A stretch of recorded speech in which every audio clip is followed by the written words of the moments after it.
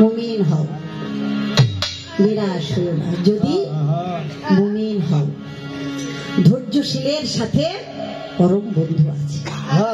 যে হয় ধৈর্যচ্যুত সেই হয় পরাজিত। ধৈর্যই হইল ঐশ্বর্য। যে যত ধৈর্য ধারণ করতে পারে সেই তত সেই মহামূল্যবান গুরুর অমূল্য সম্পদ ইমানি ঐশ্বর্য লাভ করতে পারে। এর চেয়ে বড় আর কিছুই লাগে। ভক্তি, বিশ্বাস, প্রেম, তাই না? নমনীয়, বিনয়। দরবারে যখন যাই তখন একটা বাণী বারবার শুনতে পাই। কি পাই? কামনা বাসনা, লোভ লালসা, পরশ্রী কাতরতা, দুনিয়ামুখী, এই কয়েকটা বিষয়কে যদি তুমি দমন করতে পারো তাহলে তুমি গুরুর চরণে গমন করো। বলা হয়েছে কাম, ক্রোধ, লোভ, মায়া, মত, মাৎসর্য, এই 16টি পশু ষড়যন্ত্র করে মনুষ্যত্ব বিবর্জিত করে অন্ধকারে নিমজ্জিত করতেছে। আর আমাদের জিহাদ করতে হবে। আল্লাহ রসুল বলেছেন মাঠের জিহাদ শেষ, ঘরের জিহাদ চলবে। এক মুহূর্তের জন্য এই জিহাদ বন্ধ করা যাবে না। সেই জিহাদের নাম হলো জিহাদে আকবার, সেটার নাম হলো নফসের সাথে জিহাদ, প্রকৃতির সাথে জিহাদ করা। 6টা রিপু আছে। সেই 6টা রিপুকে আমি যদি আমার নিয়ন্ত্রণে, আমার অনুগত, আমার অধীনে আমি যদি না আনতে পারি তাহলে আমি কান্ডারি হতে পারবো না। ওই পশু আমার কথা শুনে। আপনারা সবাই শুনেছেন, সবাই শুনেছেন। যারা আল্লাহওয়ালা তারা সাথে সাথে পশুকে যদি ডাক দিত, পশু আইসা মাথা মতো করে ভক্তি দিয়া। এটা ঘুরি ঘুরি প্রমাণ আছে। এটা কিভাবে? আমার ভিতরের পশুগুলিকে যদি আমি নিয়ন্ত্রণ, দেখেন লোভ লালসা, দুনিয়ামুখী, নেতা হব, বড় কিছু হব, জমিদার হব, বাড়ির মালিক হব, গাড়ির মালিক হব, কিন্তু আমি যে মানুষ হব এই চিন্তা একবারও আমি মাথায় হক ঠকাইয়া, শরীর ঠকাইয়া, এতিমের মাল আত্মসাৎ করে আমি আমার ছেলের জন্য, মেয়ের জন্য প্রাসাদ বানাই। 2 দিন পরে যখন বৃদ্ধ হয়ে যায়, কে ওই 5তলা বাড়িতে আমার আর কোন স্থান না। সিঁড়ির কোটায়, সিঁড়ির তলে যেখানে মোটর গাড়ি থুইছে ওই জায়গায় ছোট্ট একটি কম দামি তক্তা চোখের উপরে শোয়া রাখছে।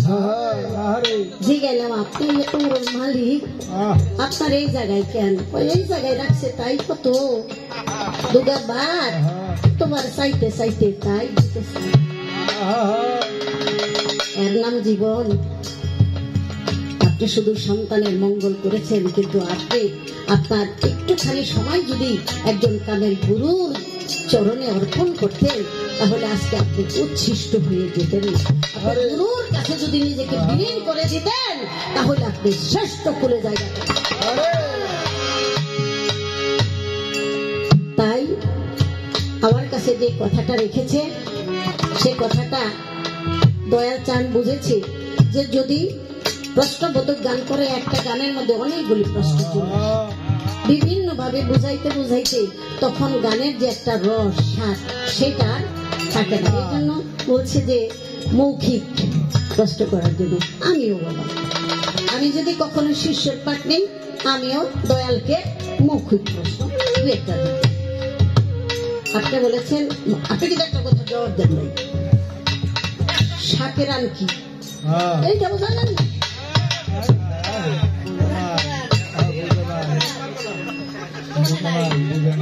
মনে নাই নাকি জানি না, তাই সালাম দিলেন শাকের আনবো নাসি নেই সালাম দিচ্ছেন। একটা গান, সে গানটার ভিতরে বোঝা যাবে মাতা গুরু, পিতা গুরু, গুরু জ্যেষ্ঠ ভাই, তার চেয়ে অধিক গুরু ভজিলে সে পাই। মাতা গুরু অর্থাৎ যার গর্ভে আমি জন্ম নিয়েছি সে মা তো আমার সাথে আছে, বাবা আছে না? আমার মায়ের 4টা অংশ, গোস্ত, পোস্ত, রক্ত, লোম, এটা হলো মায়ের সম্পদ। বাবার সম্পদ হইল হাড়, রক, মুনি এটা হলো বাবার সম্পদ, আমার সাথে আছে। আমি আমার বাবার সম্পদ সেই মুনি, সেই জল, সেই বীর্য, যেটা নাকি আমি শক্তি পাই, সেটাকে যদি আমি রক্ষা করতে পারি তাহলে সেটাই হবে আমার বাবার সেবা করা। যে পিতৃধনকে রক্ষা করতে পারে না, পিতৃধনকে সম্মান করতে পারে না, সে কখনো পুত্র না, সে হলো মূত্র। তাই এইভাবে আমার পিতার সম্পদকে আমার রক্ষা করতে হবে, সম্মান করতে হবে। আর মায়ের গোস্ত পোস্ত রক্ত লোম, এই যে গোস্ত চামড়া ভিতরে অংশ, এগুলি মায়ের অংশ। তাই শরীরের যে গোস্তের টুকরা, এই গোস্তের টুকরা আপনি যেখানে বৈধতা, যেখানে প্রয়োজন, আল্লাহ যেখানে আদেশ করছে সেখানে আপনি যেতে পারেন, তাও আবাদের জন্য, কিন্তু বরবাদের জন্য না, অযথা এখানে সেখানে সেই গোস্তের ব্যবহার করা মানে মাতৃ ইজ্জতকে নষ্ট করা। এটা একান্ত একটা গোপন কথা, করে দেখেন না। আল্লাহ তো বলছে নিরাশ হইও না যদি মুমিন হও। হ্যাঁ, আল্লাহ তাআলা একবার যদি ডাকার মতো ডাকেন তাহলে আল্লাহকে অবশ্যই আপনি দয়াল রূপে পাবেন। আপনার শুধু কাঙ্গালের অবস্থানটা রক্ষা করেন।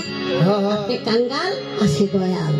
আপনি কাঙ্গালের অবস্থানটা রক্ষা করতে পারলে আপনি দয়ালকে অবশ্যই দয়াল রূপে আপনি পাবেন। কারণ কত খুন কইরা তারপরে তো গুরুর ইশারায় মুক্তি পাইছে না। সময় মতো যদি আপনি একজন গুরুর দরবারে যাইতে পারেন, তার পরশ স্পর্শ করলে আপনি মুহূর্তের মধ্যে পবিত্র হয়ে যাবেন। কোন গানটা গাবো এখন?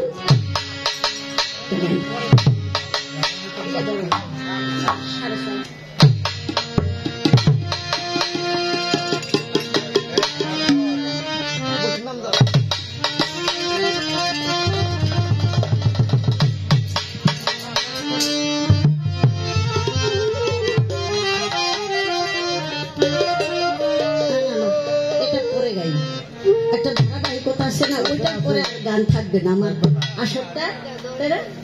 বাবা রে বাবা, কার সামনে যে গান গাইতেছি একটু বুঝে বুঝে গাইতে, এই আসর আর অন্য আসর না। ভাব লেগে গেছে, সেখানে যদি একটা দাদরা তালের গান শুরু হয়ে যায় তখন তো পাও উড়াইতেই ডর করে, তাল নিকাইটা যায়। তো ওই যে কলেমার যে গানটা রাখছে, আমি একজন সাধকের সে গানটা দিয়ে আমি কালেমার বিষয়টা, এই কালেমার সুরত দিয়েই এই রূপটা তৈরি করা হয়েছে। মোহাম্মদী বুরখা কালেমার সুরত দিয়া এই দেহ ভাণ্ডুকে আল্লাহ তৈরি করেছে, সেই বিষয় নিয়ে গান লেখা আছে।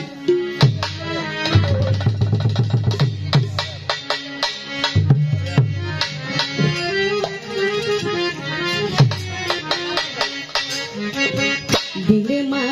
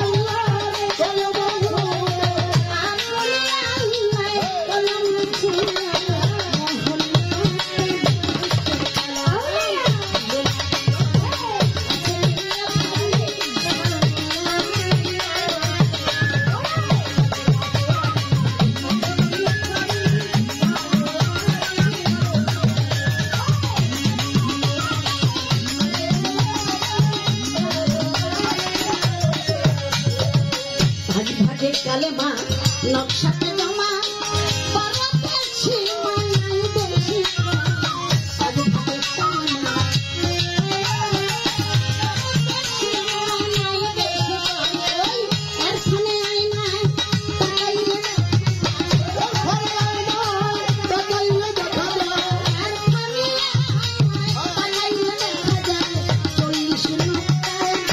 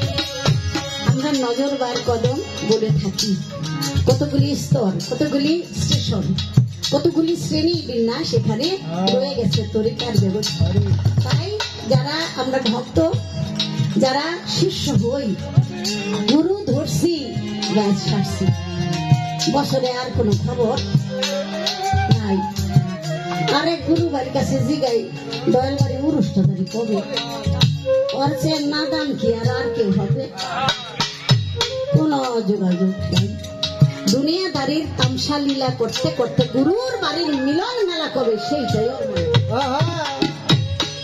তাহলে তুমি কর্ম ফেরে করে যাও যত কর্ম করবা ততই তুমি প্রমোশন পাবা ডিমোশন আর প্রমোশন এই জন্য বাবা গুরুর সঙ্গ করতে হয় অন্তত সপ্তাহে সময় দেয় বৃহস্পতিবার এটার নাম হলো গুরুবার এই দিনে যদি কেউ স্ত্রীর বাসরে সে নিজের পিতৃধনকে নষ্ট করে তাহলে এইটা আর ফেরত পাওয়া যায় না এটা হলো গুরুবার তাই গুরু নানা হোক কৌশলে ভক্তকে চাই এই রাত্রিটা যেন গুরুর সঙ্গে গুরুর যেই বাক্য বীজ দিবে ভক্ত কর্ণ জনিতা শ্রবণ করবে ভক্ত অন্তরের জমিতে যখন গোপন করবে করণ করবে তাতে তার জ্ঞানে নাম হলো প্রেমের সন্তান প্রেমের সন্তান এটা হলো সৃষ্টি গুরু কখনো জন্ম দেয় না গুরু দেয় সৃষ্টি নাভির নিচে অঙ্গ দ্বারা রতি ভঙ্গ সেটা হলো জন্ম জন্মিলে মরিতে হইবে নাকি নাফসিন জায়গাতুল মৌত প্রতি প্রাণীরই মৃত্যুর স্বাদ গ্রহণ করতে হবে যে জন্ম নিবে তারই মৃত্যু হবে আমার সাইজি লালন কি বলেছে যা ছুঁইলে প্রাণী মরি এই জগতে পাইতে তো বুঝেও তা বুঝতে নারী কীর্তি কর্মার পিতা আরেকটা গান আছে না ফকির লালন ভেবে বলে মায়ে ছেলে মনে মাই ছুঁইলে অনেক প্যাস লাগে ছেলে ছুঁইলে মাই ছুঁইলে ছেলে মরবো এটা কিনবে তাই পিতার মস্তকে যতদিন ছিলেন ততক্ষণ অখণ্ড ছিলেন যেদিন থেকে পিতা আনন্দে বসে রঙ্গ রসে মায়ের বাসরে আপনাকে তার সেই ডিম্বু কোষের মধ্যে প্রবেশ করাইলো যেদিন থেকে মায়ের সাথে স্পর্শ হয়ে গেল সেদিন আপনার জন্ম হয়ে গেল আর সেই জন্মিলেই মরিতে এখানেই বলা হয় আরো কিছু আছে সেটা হলো ওই স্তরে যদি ভক্ত যাইতে পারে ওইটা সে হজম করতে পারে সব কিছু ভক্ত হজম করতে পারে না বয়সের একটা ব্যাপার আছে বাবা সেই জন্য আমি কথাটা বলার চেষ্টা করলাম কি গুরুর কাছে আপনি সপ্তাহে সপ্তাহে যাবেন আপনি গুরুর দরবারে আবর্জনা বিশেষ করে যেখানে বাথরুম ওইটা বেশি পরিষ্কার করবেন আমার যেই ছেলেরা আছে তাদেরকে বলবো যে যেই দরবারে তোমরা যাবা ওইটাই তোমার গুরুর দরবার দরবারে একটাই সেবা করার সুযোগ পালে তুমি সেবায় নিয়োজিত থাকো গুরু রূপান্ত। তাই যত বেশি আবর্জনা পরিষ্কার করবেন ততই আপনার দেহ রাজ্য পরিষ্কার। আপনি হিংসা করেন না যে ও মরি দিয়েছে আমি মরি দিয়েছি, ও খালি নাক দেখে ঘুম পারে আমি কেন তো কাম, এই প্রশ্ন করেন না। যে যদ্দূর কামাইতে পারবেন কর্ম করতে পারবেন সে ততটুকুই গুরুর নজরে পড়ে। আলসামি করলে পিছন, আলসামি করা যাবে না। তবে অন্য দরবারে যেমন আজকের দরবারে ভক্তগুলি খাঁটি হাসি মুখে সব দৌড়ের উপরে খালি দিতে, তার চেয়ে আর কিছুই হইতে পারে না। এটা অনেক গুরু উপস্থিত হয়েছে, সব গুরুর অন্তর থেকেই ওদের প্রতি দোয়া এসেছে। কি বললাম, সপ্তাহে টানা হইলে 21 দিনে, টানা হইলে 30 দিনে, টানা হইলে 40-এর মধ্যে আসাই লাগে। আপনারা যেই জপনা দিয়েছে, যে কর্ম দিয়েছে, সেটা আপনি কর্ম করেছেন। গুরুর দরবারে যখন আসবেন, গুরু আপনার মুখের দিকে তাকাইলেই বুঝতে পারবো যে আপনাকে নূর রক্ষা করতে পারছেন নাকি। আপনার দিকে তাকাইলেই গুরু বুঝতে পারবে, তখন নতুন সবক আপনাদের দিয়ে দিবে। এই যে দেখেন, নেগাবারে কদম, কদম মানে পা, নেগা মানে খেয়াল। যেই দিকে যেখানেই থাকেন আপনি হাঁটবেন মাথা নত করে, আগে আগে মুর্শিদ। পীরের আরেক নাম হলো পথ প্রদর্শক, সে হলো সংস্কারক, আত্মার চিকিৎসক।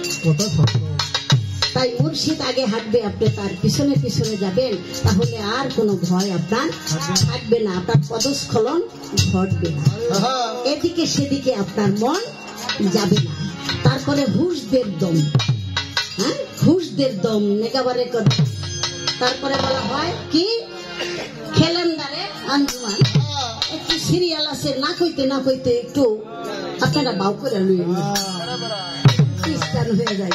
কারণ এত গভীর কথা এখন আর বেশি মানুষ শুনতে চায় না, সময় কম, তত্ত্ব কথা মানুষ বেশি এত কষ্ট করে সমানুষ হইতে চায় না। কই আইলাম গেলাম পাইলাম খাইলাম বুঝলাম শুনলাম বুঝলাম, এই অবস্থার মধ্যে খেলেন্দারে আঞ্জুমান।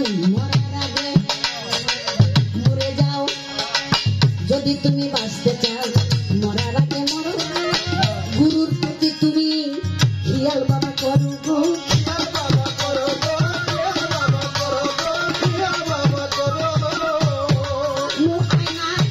এই দিলটাকে তুমি আয়না বানা, সেই আয়নার মধ্যে নিজের রূপটা ভাও করি।